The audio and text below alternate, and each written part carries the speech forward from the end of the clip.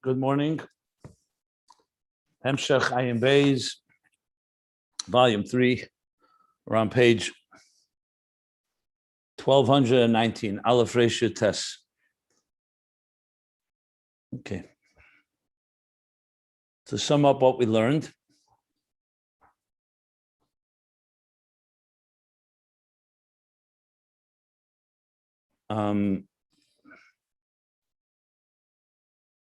so after the several page overview of Keser and Malchus, and essentially the process from the beginnings, the early stages of where it arises in God's pleasure, Tainug, and then Ratzon, the existence, like he called it the Tainug in Melucha, which is the Tainug on the Torah mitzvahs of Neshamis Yisrael and Dir B'Tachtenim, to make a home in this material world of the divine, a home for the divine in this material world, all the way to the end of the process, Malchus, and Yerishan, and Achrein, the final implementation of this creation and the process that goes through, concealment, the Parsa, and then the Malchus of one level becoming the Keser of the next. So these are the words these are the ideas, I should say, that are going to help us understand what Gan Eden is. So right now we went back to Gan Eden. What is the level of Gan Eden?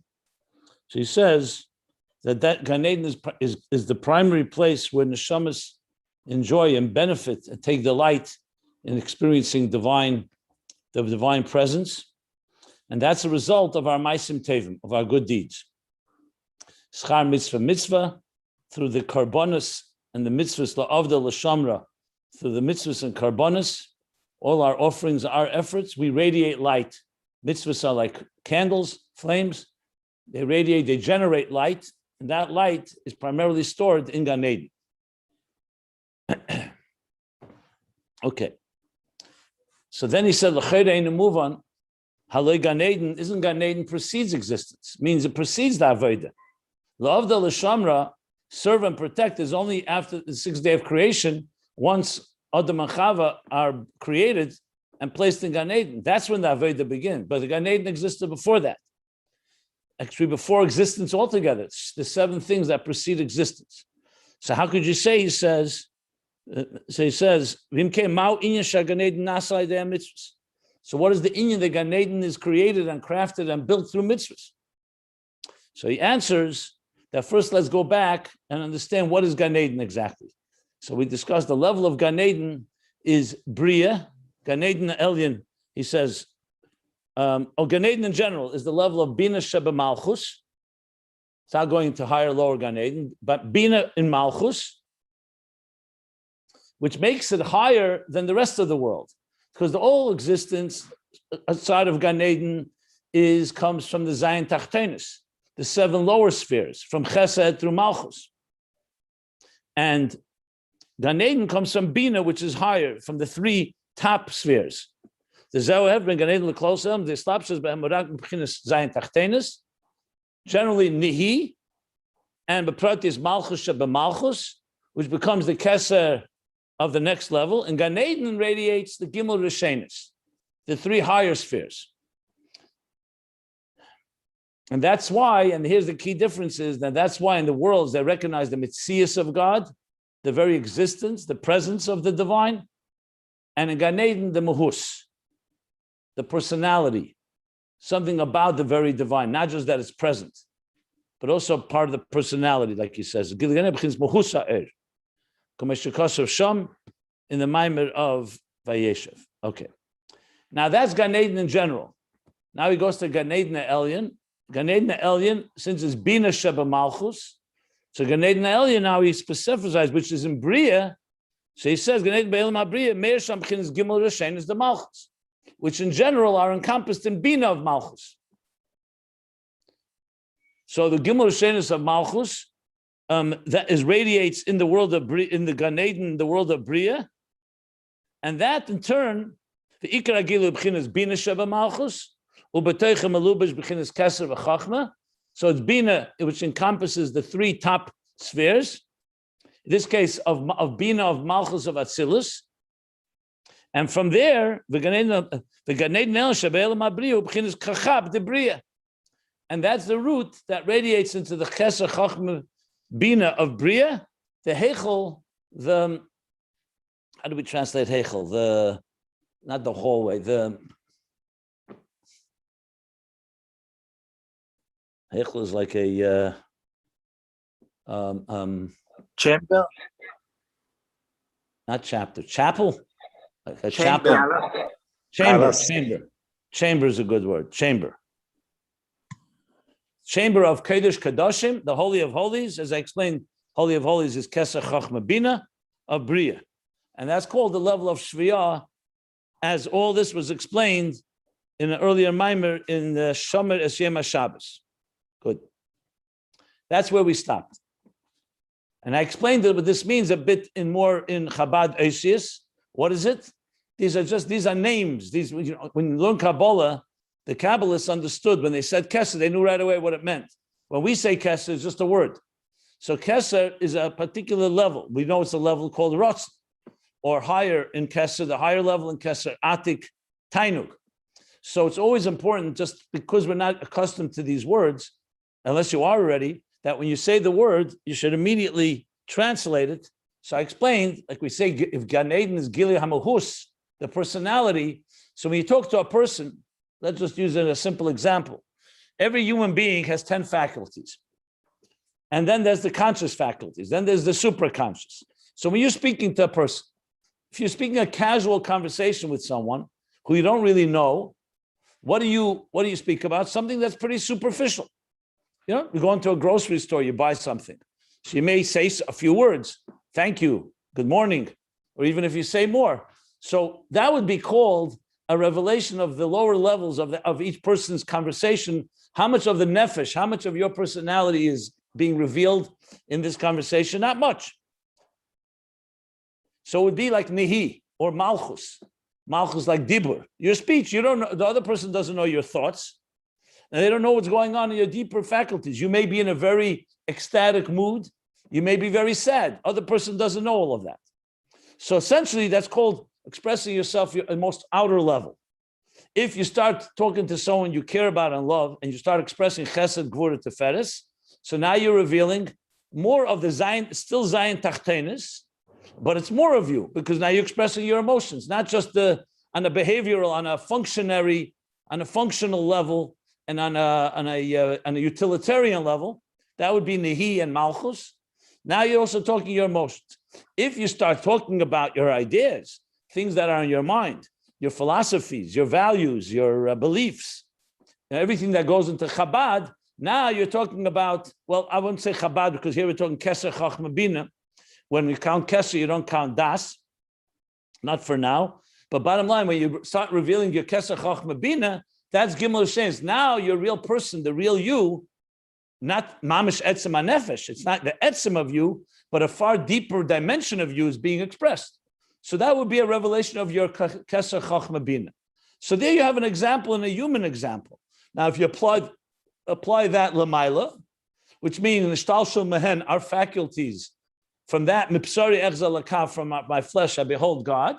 So from the flesh, from our faculties, we can understand so-called the divine attributes and faculties, the same thing. When Elokus is revealed only on a functionary level, which means creation. God created existence. Like we learned about Malchus. What do we know about God from creation? We know what God revealed. You can know that he's a creator, and you can extrapolate different things about that. You could also know that the different creations reveal some aspects of God, but the deeper aspect, what's God feeling, so to speak, his chesed, his gvura, you need to go deeper. And you want to know what's going on in God's mind, his plan, like we said, the design, and even higher, his desire, his ratzon, and even his tainug, then you have to already go to the Gimel Rishenis. So essentially, if you were to enter Gan Eden, you're going to get the inner plan of God. If you go to the other worlds, you get God's product. This is the result. So for example, you build a house. If you want to know what the house is like, walk into the house and walk around, you'll get a picture of the house. If you want to know the engineer's design, you need to get the blueprints, and you need to get the designs. You need to get all the schematics, and that you need to go into Gan Eden for. So Gan Eden is a place where you was revealed in Bria. It's Keser Chachma Binah of Bria, revealing which is rooted in, like he says, in there is radiating Keser Chachma Binah of Malchus, which of course is connecting to the three higher levels. The world itself of Bria, outside of Gan Eden, in other words, is what radiates there is the Zayin Tachtonis, the 7 lower levels. So that's just a way of explaining it a bit, not just words, Keser Chachma Binah, what it really means. Now, the truth is, earlier in Ayin Beis, the Rebbe Rashab in different places spoke about this in different ways and different examples. But examples of what I said, either type of functionary faculties versus more emotional and intellectual ones, or difference in speech and thought. And there are many other examples, are all good examples. They're not perfect examples, but they're examples of different dimensions of how much of you is being revealed in the process and how much is not being revealed. So Gan Eden, therefore, is Muhus, and the Elamus is Mitzias in this context. Okay. Now, Naveda, of course, as I've said many times, you climb. You begin with Mitzias, you begin with knowing someone, first that they exist. Then through conversations and through interactions and so on, experience, you grow and you become a relationship between the two till it becomes a very deep relationship. So any relationship, whether it's spouses, whether it's friends, whether teacher, student, whether it's God and us, is based on growth and gradations and climbing a ladder step by step by step as the relationship gets cemented and deeper and more intricate and more connected, which of course is the whole purpose of it all in the first place, the Achdus that we create through our Avodah. Okay. Somebody wants more clarity on this, feel free to speak now, and if not, I'll just continue where we left off yesterday. Okay. So we stop by the line, I'm on page 1219, run halfway down. It's like 6 lines before the end of the paragraph. The pages can be found at ayinbeis.com if you want to follow along the text. Okay, so we learn the Binah Shvi'ah Shekalel is called Gimel Shenis. Just reading the Gan Eden Ayin Shebe'elam HaBriya. He begins Keser Chachma Binah de Briya Heichel Kodesh Kadoshim. Okay, that's the Heichel Kodesh Kadoshim. And just to round out the moshel, what's in Kodesh Kadoshim? That's where the Ayin is, the Luchas Habris, the God's mind, the Torah. The Torah is in Kodesh Kadoshim, in the Ark, which means the highest levels of Keser Chachma Binah are that's the Holy of Holies. So that's like where the master plan, the highest level of divine revelation and existence is in the Kodesh Kadoshim. When you go already into Kodesh, the next section, the next chamber, you have the Menorah, the Shulchan, and the Mizbeach, which is Chesed, Gvura, Teferes, right, left, center. In Kodesh Kadoshim, there's only one keli, the Aron, with the luches, with the Mizbeach HaPnimi, yeah, the Mizbeach HaKteris, right, in Kodesh. And then in the outer dimension, in the third section, in the Azorah, you have the Mizbeach HaChitzin, Mizbeach HaKarbonis, which is already connected to Biyah. It's already Malchus as it's entering in Biyah. That's why you bring Karbonis, because you're elevating the animal part, the animal soul. Where in the Keteris is still an Aveda Pnimi. It's quiet, it's Aveda of incense, Reach. So you have essentially the human body, as the Sfarim explain, the Shalah, the Bechaye, Teresa'ela from the Ramah. There's a whole bunch of Sfarim that explain how the Mishkan was structured similar to the worlds and similar to the human body. 3 sections, Moyach, Leiv, Kovid. There's the head, there's the torso, the chest, and there are the legs. So that's Chabad Chagas Nihi, or Kachab Chagas Nihi. So the Mishkan, therefore, is structured that same way. I mean, you can go on and find all kinds of parallels. Since he mentioned Kodesh Kodashim, I just felt I'd throw that in as well. So that's the level of Gan Eden, the Bria, Shezeh B'chinas Shvi'ah. Now we continue. Ulechein, and therefore, Ulechein Began Eden Elyon Meir B'chinas Binah Shebamach B'chinas Shvi'ah. And then actually we read that line. I'll read it again. And that's why in the higher Gan Eden, what radiates there? Binah Sheba Malchus, b'chinas shvi'ah. The Binah is the seventh level from the bottom up, which encompasses Keser and Chachma. So that's what radiates in Gan Eden Elyon. Why is he called a Binah? Because like he said before, Binah is the primary revelation. Maybe everyone should silent. Let me see here. Okay. The Binah Shvi'ah, what did he say before? Binah.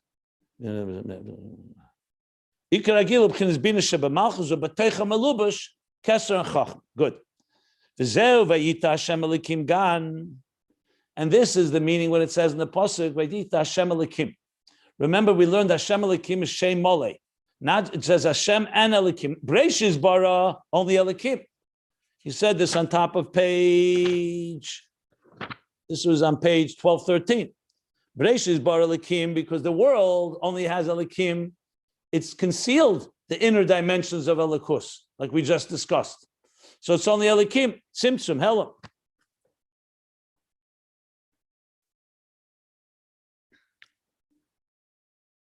But in Gan Eden it says Havaya Elikim, Shem Mole, the full name. So he says now like this, and the Hashem the Binah who Havaya b'nikud Elikim, because Havaya alone is Chachma, it says in Kabbalah. Havaya b'nikud Elikim is Binah. What means Havaya b'nikud Elikim? Sometimes you write the word Yud Kei Vav Kei, but the Nakuda, how you pronounce it, is Elikim, not Havaya. Because going back to the central discussion that we've learned a number of times, Yud Kei Vav Kei, the name Yud Kei Vav Kei essentially serves like instruments that God uses to channel his divine energy. That's why the whole Seder Shtalshlus is sometimes structured. Yud is Atzilus, Hey is Bria, Vav is Yitzira, and the last Hey is Asiya. In the spheres itself, Yud is Chochma, Hey is Bina, Zah, Vav is Vav, and Malchus is the last Hey. And then in each one again and again. And you also remember, I'm sure, that Yud Kei Vav Kei, through its gematrias and permutations, and its milui becomes Shem Ma, Shem Ban, Shem Sag, and Shem Ab. Yud Kei Vav Kei is 26, but if you spell it out with the milui, Yud Vav Daled, Hey, Hey Aleph, Hey Hey, or Hey Yud, you get different numbers, and those numbers become another powerful manifestation of Havaya in different ways. So another one of ways Havaya manifests, we also learned, if you remember, Havaya and Elikim. Shiluv Havaya ba'adnai, Shiluv Adnai ba'Havaya. Because Adnai is pronounced like Yud Kei Vav Kei. We're not talking about the Shem HaMefedish, how we pronounce it, but nevertheless, it's two different levels. So also there's another thing called Nikud, how you pronounce it, and how Nikud means how you punctuate it, which is how you pronounce it. So there's Havaya b'Nikud Havaya, and there's a Nikud Havaya b'Nikud Elikim. So in Kabbalah, the level of Binah is Havaya b'Nikud Elikim. Since we're saying Gan Eden is the level of Binah, so Binah is the Nikud Havaya Elikim. That's why it says Vayita Hashem Elikim. So before we just learned it's Shem Mole. It's both names. But now he's specifying that it's b'Nikud Havaya b'Nikud Elikim. So the truth is, it's really l'shleimus ha'inyan. I'm sure it adds explanation, but without explaining what I just said, it's just words again. It's essentially one of Havaya's again. Havaya's pure Havaya is just a Gili Elikus. Elikim does have an element of channeling of Gvura, of Tzimtzum, but it's not a complete sin because it's Havaya b'Nikud Elikim. It's not Havaya going through the Elikim like in Malchus, where it's completely concealment. Here it's Havaya is the dominant, but it's in the Nikud of Elikim, so it's in a way an interface, another interface between Havaya and Elikim, and that's what creates Gan Eden. Or that is rather, that's what God used. Vayita Hashem Elikim, God planted Hashem Elikim, this level of Nikud Havaya Elikim of Binah, planted the Gan, which is the garden, the level of Binah. Okay. Now he's going to answer the question that he asked a little earlier on this page. But we said that Gan Eden, is Gan Eden on its own this level, or is it through Avodah? Earlier we said it comes through mitzvahs. It's like the gardener has to tend to the garden. we have to do our work in the garden, which is Aveda Torah mitzvahs, mitzvahs esa, mitzvahs leisasa, like he said, karbonos mitzvahs, the neiris that make Gan Eden blossom and flourish. But we know Gan Eden was created before. Like right now, we're talking about Gan Eden. This is the level of Gan Eden. Is this due to Aveda or without Aveda? So now he's going to answer that question. And as I pointed out, he already answered it technically on page 1211 in the parentheses. But that's not a Pella, because sometimes Rebbe Rashab earlier will say something that he's going to elaborate on later. So if you look on page 1211, I'll get to it in a minute. Let's just read inside here. So now he's going to say,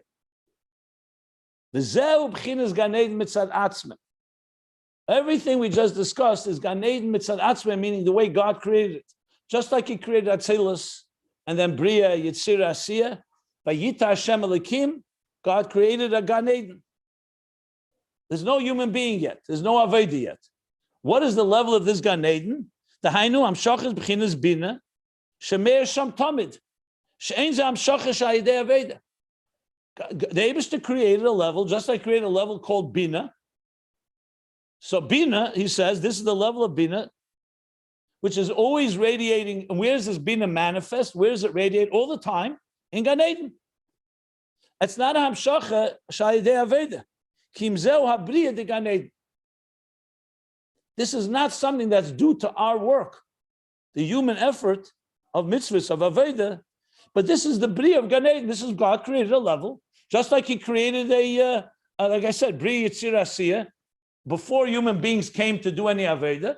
So the level of Gan Eden, Mitzad Atzma. Okay, this is very consistent to what he said on page 1211. I'm just going back there because he said exactly the same words almost. He said, in Biyuri Hazeya, I'm reading the parentheses in the middle of the page 1211, just if you want to look inside. He says there, Biyuri Hazeya, he says that Gili de Gan Eden Mitzad Atzma, Hu B'chinas Keser Chochma Binah de Malchus, exactly what he said here. Rak Shazel K'may Shekabelas Mizah, B'chinas Acher B'Acher. There he qualified that without Aveda, it's taka that level, Keser Chachma Binah, or like he says here, Binah, which encompasses Keser and Chachma. So that's the same thing, but it's still back to back. It's not a Gili Ponim B'Ponim. So you could have a Gili of Binah, but it's not the full experience of the level of Binah, of Keser Chachma Binah. And then he says, Masher Kosev Yincheu B'Gan Eden, that when he placed Adam into Gan Eden, that was in order to create a deeper connection. It's similar to what it says about, just to give you a little more context, when Adam and Chava were created, the pasuk says, Nasa Adam b'tzalmeinu k'dmusenu, he created a zocher v'nekeva bara esam. He created male and female. So the simple interpretation is that they were an androgynous creature, meaning male and female. Du partsufim is the expression, like a double partsuf. If you looked at the front, it was a male. You looked at the other side, it was a female. So they were but they were back to back. Then when Hashem separated them, they now can come face to face and unite and reconnect at Salam Alikim, but now it's not back to back. So on their own, they're back to back. Through Aveda, it comes panim b'panim. Just to put a little context here. So the same idea that the Gan Eden on its own is Binah, like he says, the level of Binah Shemeir Sham Tamid, the Binah that concludes Keser Chachma, Kodesh Kadoshim Abriya, which in their radii is the Keser Chachma Binah of Malchus of Atzilus. But then, through Aveda, like he says in the parentheses on page 1211, and we're going to talk about this more at length in the coming pages in Ayin Beis, that the Aveda adds the Ponim B'Ponim. So now we're getting the beginning of the answer to that question.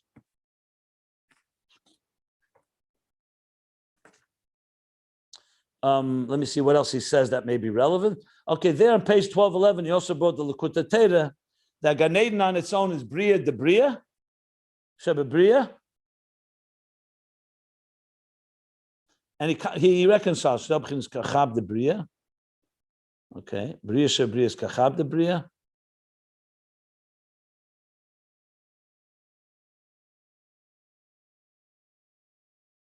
There he says that the Teferes Netzach Ched Yesod of Malchus radiates in Kachab the Bria. Here he said the Keser Chochma Binah of Malchus radiates. So there is a seemingly contradiction, if you're really being precise, because in the Maimer Bamidbar Sinai L'Kutei Torah he says that the Teferes Netzach Ched Yesod of Malchus radiates in Keser Chochma Binah of Bria. Here he said that Keser Chochma Binah of Malchus radiates in Keser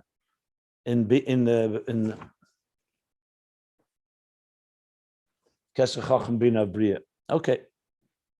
I need to look into it to reconcile, but that's in case your point, you're looking closely, there seems to be two different ways he explains it.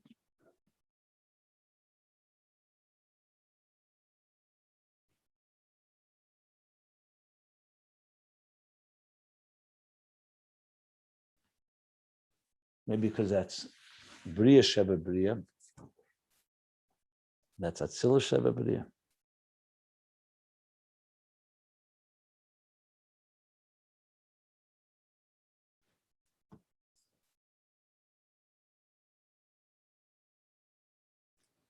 Okay. Now the Rebbe Rashab is going to qualify one more thing about Gan Eden.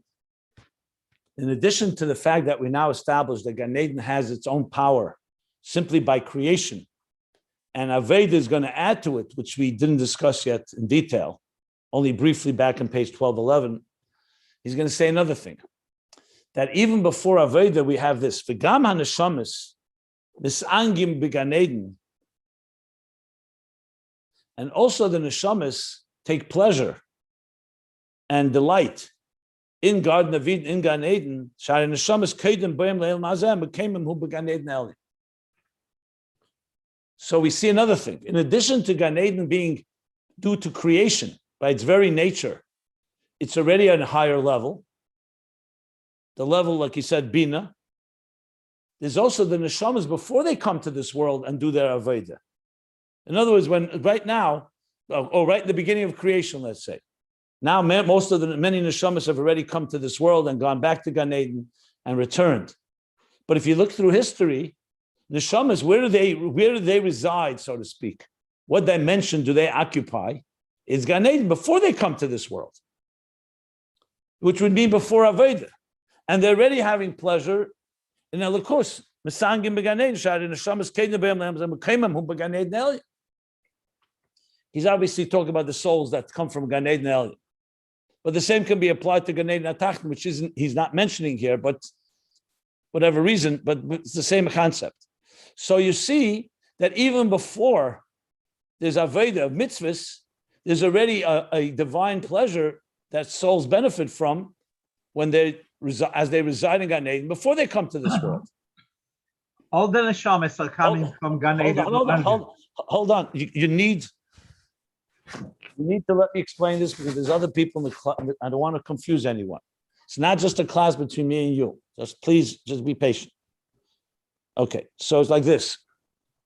So what do you see from this? We said before that mitzvahs is like working the garden. La'avdel l'shamra. Vayinecheu b'Gan Eden. He placed Adam in Gan Eden. What is that naveda for each one of us? That we, through our work, through our good deeds and mitzvahs and karbonos, create like neris, like flames, candles that generate light, and that light basically creates a Gan Eden. Like he said on the top of the page, that light creates Gan Eden, and he said these words. Even this, he said to the extent, and if a person never did anything good in his life throughout his days, so it says,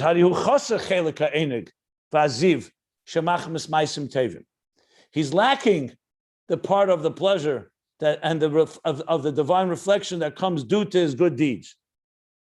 And even if he misses chaser ha-mitzvahs yom echad, even if he's lacking a mitzvah for one day, he's missing the amshacha that one day, that mitzvah that day would have created. And yet we know that the shamas, before they even do Aveda, are already in Gan Eden before they come to this world and do these Maisim Tevim, and they're already having pleasure. So that means you have to say that Gan Eden on its own is already a place of pleasure. Like just like when Adam and Chava were placed in Gan Eden, it was there already. There were already trees there. The proof is even before they did any work, they went ahead and went to eat from these trees. They ate from the Eitz Hadas. And you have to, most likely, they also ate from other trees. However you explain that. But bottom line, it was there before their work. In other words, the garden was a garden before they made it into a garden. They added, Aveda does, and makes it blossom and flourish, taste Chassidus, as we shall learn and have learned. But there is a concept of Gan Eden prior to Aveda. So he's basically qualifying what he said earlier, that mitzvahs and good deeds create Gan Eden. He meant develop it, create it that it should continue and be sustainable. Because what happens if you don't tend to the garden? So yes, today you can eat from its trees, but if you don't tend to it, you don't take care of it, what will happen in time? It will begin to spoil. The garden will no longer be a garden. As actually what happened once they ate from Eitz Hadas, so they basically had to be banished from the garden because they no longer could be on that level of gili.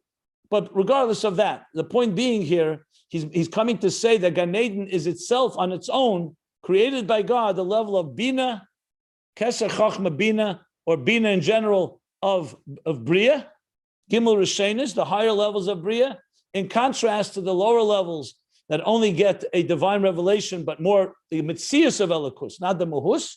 So that Mahus is there already, even without Aveda, even prior to Aveda. So we still need to understand, so then what does Aveda add?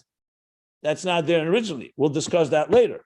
But that's what he's adding now. So Gam Neshamas, Mesangim, Gan Eden, Sharish Neshamas, Kaidim, Boim, Leil, Mazem, became Gan Eden alien. That's their place. This, by the way, is the same to on page 1211 that I was referring to before. Be'inyan ma'ayin basa. So there in the Kutatera, I have to look inside, but for my recollection, in the Maimer Chazal, in Pirkei Avos, in the Mishnah, where it says, Shleisha Dvarim, I'm mistakable Shleisha Dvarim, Einat Tabal Veda. So one of them is ma'ayin basa. Where do you come from? So there he answers the Mishnah Tipa Srucha, but ma'ayin says the Alter Rebbe, you come from the level of ayin. And he refers that to Gan Eden. That in other words, you originate from Gan Eden, a neshama. That's the key word here, mitzad atzmei. That means neshamas come from Gan Eden, so they already have a measure of divine pleasure due to that level of itself. But we now need to understand, so then what happens through Aveda? So that's what he now essentially answered the question that he asked earlier on this page, and it's consistent to what we learned earlier as well. On that there's Gan Eden Mitzvah Asmei has a measure of pleasure, and that's what the neshamas benefit from and enjoy and delight in. And that's on its own. Bria of the Gimel Rishenis of Bria, which radiate within them, radiate the Gimel Rishenis of Malchus of Atzilus, as he said in the previous earlier in this page. Okay, now I'll stop. Sounds to me like a lot of people itching to ask something or say something. So go ahead. So one thing is what you said before about that the neshamas misangim Gan Eden, Gan Eden aliens. So he said it's only the neshamas and voyeurs. Maybe it's all the neshamas before they come in Leila Mazeh, they are all in Gan Eden alien. It's possible. Yeah, that's possible. And then they go down. It's possible. Okay, and another thing that you said, what is the Aveda Massive? You gave the example like Gan Eden was a beautiful park and a garden, and if Adam would not do anything, maybe it would continue to stay, but it would not become better. You said it would be destroyed, but it will not become better. The Aveda is making the Gan Eden, the neshama should reach even higher than what it was before. The Gan Eden is also a Gan. That's obvious, correct. I said it, but the Rebbe Rashab is going to speak about it more. And on page 1211, he said there's a difference between Ocher ba'Ocher and Ponim ba'Ponim. Fine, correct. Okay. Listen, it's obvious from the context. This I just said it, but the truth is we're going to learn more detail about it. And I'm sure I want to see how the Rebbe Rashab, of course, explains it. But yes, that's correct. The reason I said that it would deteriorate, because look at a garden. Even if a garden, you get a beautiful garden, if you don't tend to it, it's going to start becoming weeded. You need to water it. Eid yalam in aretz. What does he say? Ein adam lavid bei, right? Yeah, a garden is a human garden, but Gan Eden, Hashem made it, so Hashem would nourish it. So that's what you're saying, but Hashem wants us to nourish it. That's the point of reach a higher level. 1 second.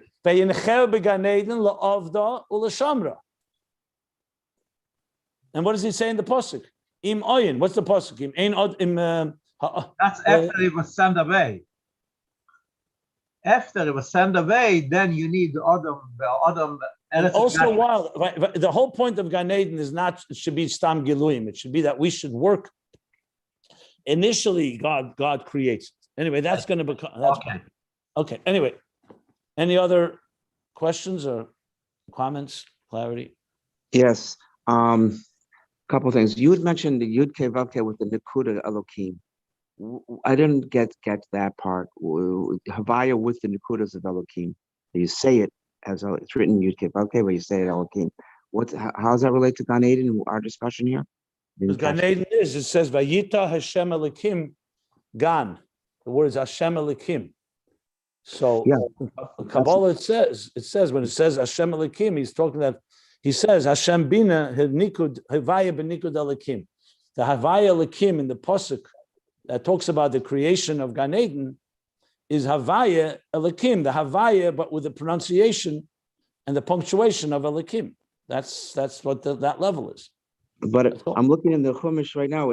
The two words Havaya Elokim are there. Chumash in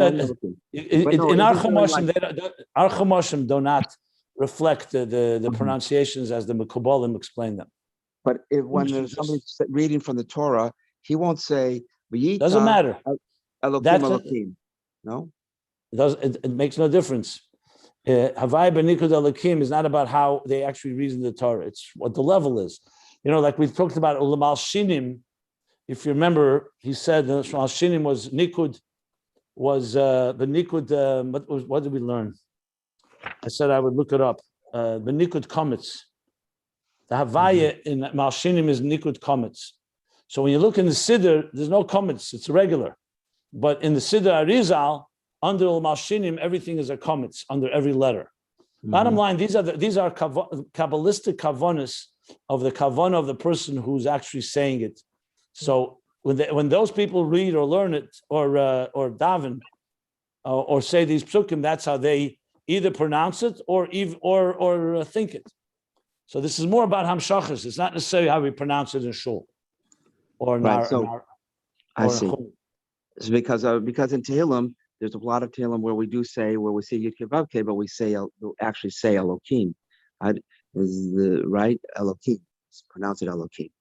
And I was just wondering if that yichud of Havaya with Nikud Elokim is a different yichud than how it's, Havaya Elokim, two separate words that are Havaya Elokim together, like we have in Gan Eden, Yita Havaya Elokim. Very, very often our pronunciations are just practically speaking, they're not necessarily the right way to actually say it when you really understand all the kavanas. Okay. The other question I had was when it says God created man, he uses Hashem. He doesn't use Havaya. It's just Elokim, right? Okay. And yet, when he goes to Gan Eden and he goes to the Eitz, he uses Havaya Elokim. It would think. My question is, when he creates God, God creates man. He's using the lower level of Hashem of Elokim, and when he creates a Gan Eden, he's Havaya Elokim. Are we supposed to learn something from that? The answer is pretty obvious. It's not relevant to this mimer at all, except in the way that the Rebbe Rashab actually answered it, because the human being is one of the creations. We're not talking about the nefesh alakis. We're not talking about. Maybe just mute it because it's hard to hear. We're not talking about the nefesh alakis per se. Vayipach ba'apov nishmas chayim that the Alter Rebbe explains in Tanya. Vayipach he's talking about the Adam as part of creation. Gan Eden is a high level in Bria, like he just said. It's higher than just the regular creation. It's a higher level of Gili. Adam has the power. Adam is rooted even higher than Gan Eden. Neshamas come from the highest levels. But as they come down in this world, they're part of the creatures of this world. Gan Eden has a Gili, that Gili Alakus, that the Adam doesn't have on his own until he does Avodah. So here's simply talking about the levels as they are on their own. So you're talking about the neshama of the Adam. So yeah, if you look into the Zoyar, Vayipach Ba'ap of the human being has in him something even higher than Havaya. You know, we say Ki Chelik Havaya Amoy. It's Havaya there, and we say Ki Chelik Havaya, like Chelik Alakam and Malmamsh. But bottom line here is that Gan Eden has a particular level, high level, that is reserved to Gan Eden. Okay. And it seems, yes, and so you're saying when I look at that, it looks like, it looks like Gan Eden is even higher than Adam and Chava, or Adam as is just created by himself. And the answer there is, again, I didn't understand that. In Giluyim, it is higher. Bria, Yetzirah, and Atzilus are higher than the Adam that comes below. In Giluyim, we're talking about an Etzem and Neshama. You're talking about or in creation process. No, Adam Rishon. Let me ask you a question: is Kodesh Kadoshim higher than a human being, or not higher than a human being?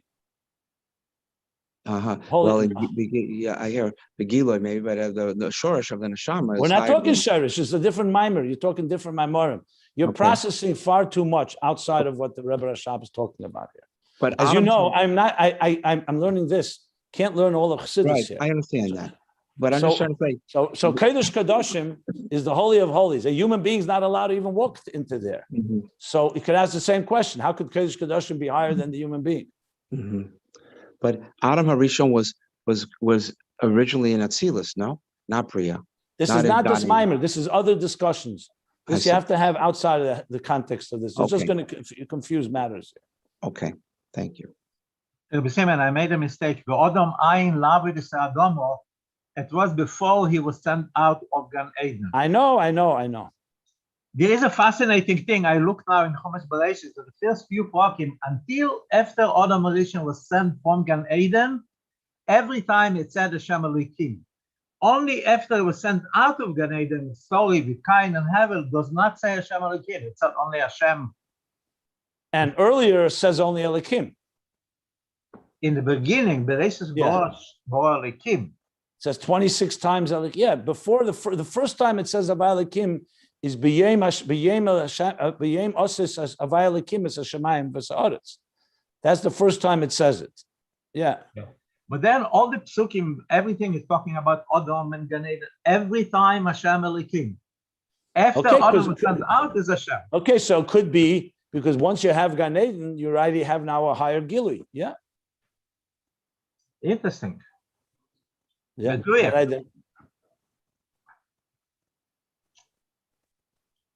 Eliezer, if you look in Torah there's a mimer called Lahavin Lama Nivra Lahavin in Yetziris Adam. Why the human being was created different than all other creatures. And there he explains somewhat this discussion about why Adam, on one hand, is the lowest of levels. On the other hand, he originates from highest of levels. But he does discuss that in the mimer. Are you there? If you're there, is Eliezer still on the call? Okay, regardless, fine. Let's continue here.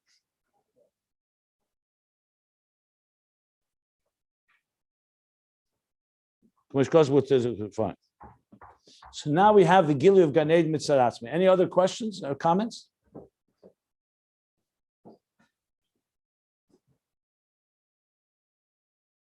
Okay, so we'll continue in the next paragraph. Why not? Let's go. Vihine, and now. Ha'ikir hu began Eden hatainug shemisangim ala lakus. The primary function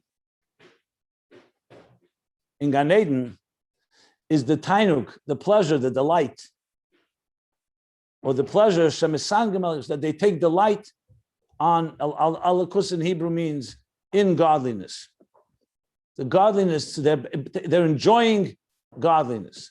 We all know about enjoyment in this world of material pleasures. In Gan Eden, the Ikr by Gan Eden is the tainug, that the pleasure in godliness. And what is the level of pleasure? We learned before that in the Sfiris, he's going to be explaining now this whole connection. Keser, remember Keser, Chachma, Binah, Kachab, and before Keser. So Keser in our word, in terms, is the level of Tainug. V'Tainug ubchinas Keser shebemalchus. Keser shebemalchus is the level of pleasure. I explained what pleasure there means. Pleasure doesn't mean the crass pleasures that we identify with. It means the highest level of contentment and fulfillment that's possibly imaginable in the divine levels. So when you say the Eibishter has nachas ruach lefonai, shamarti v'nasir etzeinu, God has nachas. He has nachas, he has joy, pleasure from avodas ha'adam. What does that mean exactly? We know God is not human. So is it the same like when we have pleasure when our children come home from school and they did well, or when we see that they behave in a certain beautiful way? That's a moshel. What's the moshel? That when your children are, let's say, not neutral, they're not doing anything special, but they're not doing anything bad. So fine, you love your child, period. But when you see your child does something extraordinary, it gives you a certain, they call kvel, something inside you feels uplifted, feels fulfilled, feels content. I don't even have the right words, but whatever the words are, everybody knows the feeling. God forbid, should your child do something that's not very appropriate, you have a certain pain inside you, something, but it disturbs you. I'm right now not looking for the exact English words, but it's all deeper inside you than just superficial feelings. It's not like something that really doesn't matter. It matters deep inside you because you're a child. So this is a moshel. You say, Bonim atem l'Hashem Elokeichem. The Jewish people, you are sons, you're children of God. B'nei b'chei Yisrael, firstborn. So obviously it's a moshel. Tanya, he explains that just like the ben comes from tipas moyach ha'av, from the core, mind, and essence of the soul of the father, it's not like a teacher and a student. This teacher does not create the student. The student is not from the very genetic material of the teacher. The seichel, the gili, the oyer of the teacher comes to the seichel of the student. But the very seichel of a person does come from the genetic material of its parents. So al derech moshel kavyachol, says the Alter Rebbe, is b'nei b'chei Yisrael, ben atem bonim atem, that we also come from the core of the divine. In other words, we're not just another creation.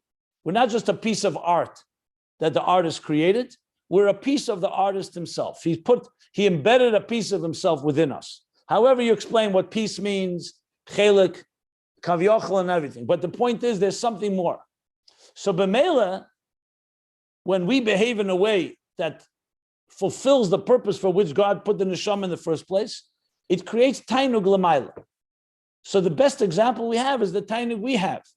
But it's not fully, obviously, going to be explained, because what does it mean by Eibishter pleasure? How does God feel pleasure? How can we even understand? We don't know what God is like. What does it mean, pleasure? But something is happening on a deep level that affects, if you wish, the Eibishter, because we're fulfilling what he wanted. Now, why he wanted is beyond us. Why did he want dafka this mitzvah and not that mitzvah? Why he wants certain things a certain way? That's not the discussion now. It's after he wants it, this is what gives the Eibishter nachas, or tainug. I'm just trying to spell it out, because so often when this was taught to me, and when we learned it, it just, tainug, the Eibishter has tainug, Keser is tainug gewaldig. But I think it's important for each of us to work it out a bit. What does it really mean? So yes, on a childish level, just like you have pleasure, the Eibishter has pleasure. But we understand it's a very high level. That's the bottom line. So it's not malchus, and it's not Zoh, and it's not Chachma Binah, it's Keser. Keser means the highest level possible, like we said, Netzal Harishin, the first emanation. The first, Atzmus, obviously, Atzmus Ha'oyer is beyond definitions. There's no Tainug, there's no Ratzon, there's nothing there. But once it starts manifesting in some form of, some definition, some state, like we said, it's Nasus Atzmi, not in relation to creation. The very fact that God is a unique, God is an absolute, a higher reality. Or now we're using the word melucha, that God is a melech. He's a higher entity. That alone is already a darga, what he equated that with tainug lemelucha tainug. So he says, "Hatainug b'chinas keser shebemalchus, u'kamoshel is bar le'il," like we learned earlier, last page actually. Shub'chinas harotzen v'tainug b'melucha, the last few pages. That's the desire. Rotzen is the lower level in keser. Tainug is the higher level atik and arich, and melucha. And melucha means here again the tainug of that higher state. That highest possible state. So what do we know from this? Now that we've established that before we've established Keser is Tainug, the higher Tainug. And now we talked about Gan Eden, that's the Tainug of the Neshamas. And we're not even talking now yet about Avodah. We're talking about Gan Eden on its own. That you come into a Garden of Eden, it's a place of pleasure.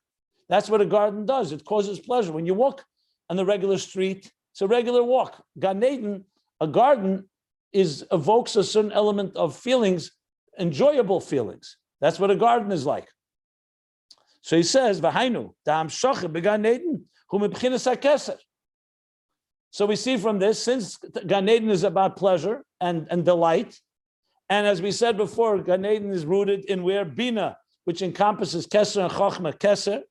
So therefore, l'chein hatainug v'hainu da'am shocher began Eden mebchinas hakeser rak shezel kamosha mislabish Bebina, but it's not Keser in its pure form. It's how Keser manifests in Bina of Bria, which radiates Keser, which in Chachma Bina, which radiates and manifests in Bina of Malchus of Atzilus, like we learned earlier on this page. So he's now explaining the connection to what we've been learning here. So in other words, in Gan Eden radiates not just Elokus, but that deeper dimension that is generated in Elokus, the Tainug, shemisangim al Elokus. The truth is, I should qualify what I just said. Everything, my example that I gave actually was our avodah that causes Tainug. Here he's just talking about the Tainug in godliness itself. But it's still, the idea is still the same.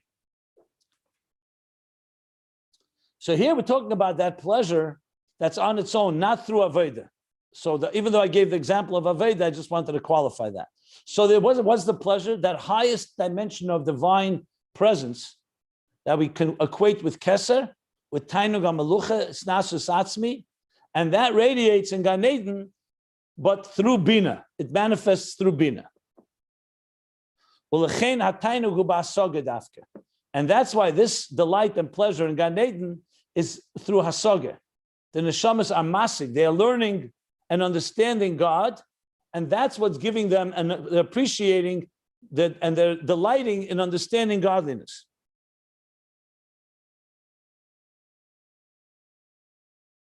But I'll just read a few more lines before we stop. Now, the true gili of Tainug is where is in Chachma, when you are using your mind and you're beginning to conceive the Tainug that is in the superconscious state becomes manifest in Chachma. But we know Chachma is still higher than comprehension. It's just a nakuda, a point. So when it manifests and encloses in Bina and understanding, it comes into a state of comprehension. I'm going to stop here. But the point he wants to make here is that Bina is an interface between Tainug and the neshama that delights in godliness. Why? Because just the delight of Elokus, of Isnasus Atzmi, is somewhat removed from anyone. But if you can appreciate it by understanding godliness, you're then getting the Tainug of Keser in your mind. So the mind is now, the mind of the soul is beginning to appreciate the Tainug, the Keser, the conscious is beginning to appreciate the superconscious pleasure of Keser. So it's making it for the neshama. If it was without the Binah and Chochmah, it would remain removed. It would be not in the garden, in a garden of Eden, a Gan Eden, where the Neshamas are benefiting from. But this I'll explain more in the next class. I'm going to stop here before the parentheses, but he's now developing, obviously, what Gan Eden is and how it relates to Neshamas, and all before Avodah. And then will come the Avodah that will obviously add a whole new dimension. So I'm going to stop here before the parentheses at page 1219. Are there any questions? Is Sunday regular time? From my end, yeah, it's a fast day, but anybody wants, yeah, why not? We'll stop here at page 12.